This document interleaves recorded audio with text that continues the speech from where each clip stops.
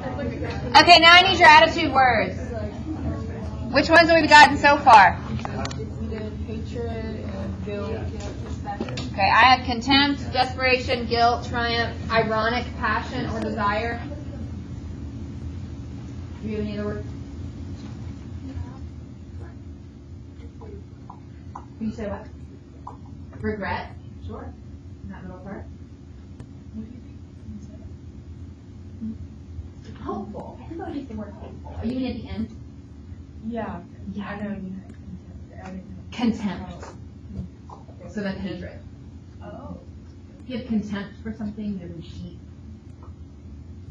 loathing or hatred for it. Michael? I used to say despair for the first part of the poem. Do we have this whole despair concept? Yes.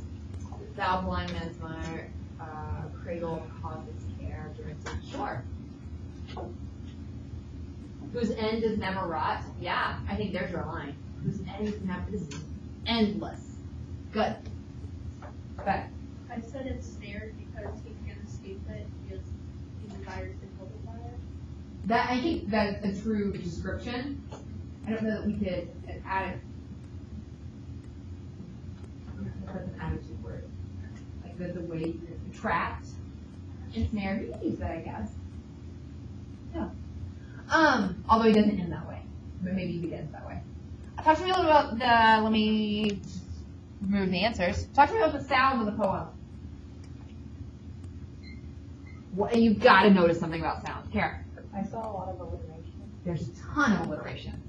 What does that alliteration do? Fond, fancy, scum. What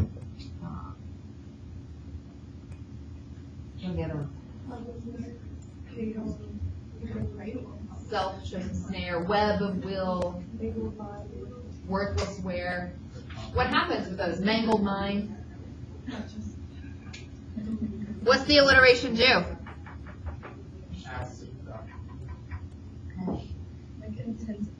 Good, it intensifies, I think, his condemnation, because when he uses the double, he's oftentimes talking about the evils of desire, right? And it sort of emphasizes those insults or his feelings towards desire. Okay, what do you also hear? I'm going to read it to you.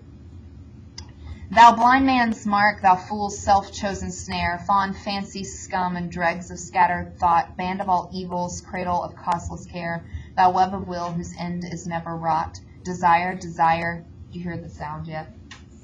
Yeah, there's a lot of hissing here. Why do you think that is? Yes, because desire and temptation are always snakes, right? The consonants. So what you would do, guys, is talk about the consonant S sound all over the poem, right? Because desire is a snake wanting to tempt you. I promise that's not an English teacher made up thing.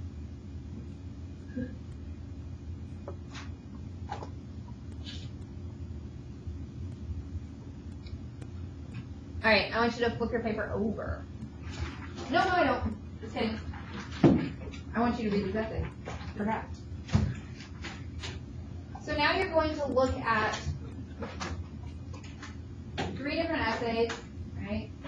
They're in a different order than they normally are. Normally I place the strong one on top, and then you get to the weaker one. I put them the opposite direction. So you're going to start with the weakest one and go to the strong one. Here's what I want. I don't want you to spend a million years reading these and underlining it. I want you to read them to get a holistic sense of them. What they sound like, what they're noticing, what the writers focus on, how they talk about the poem, okay, and then we'll have a quick conversation about that before we move on to the second comment of the day. Yes, sir. Yeah. Yeah.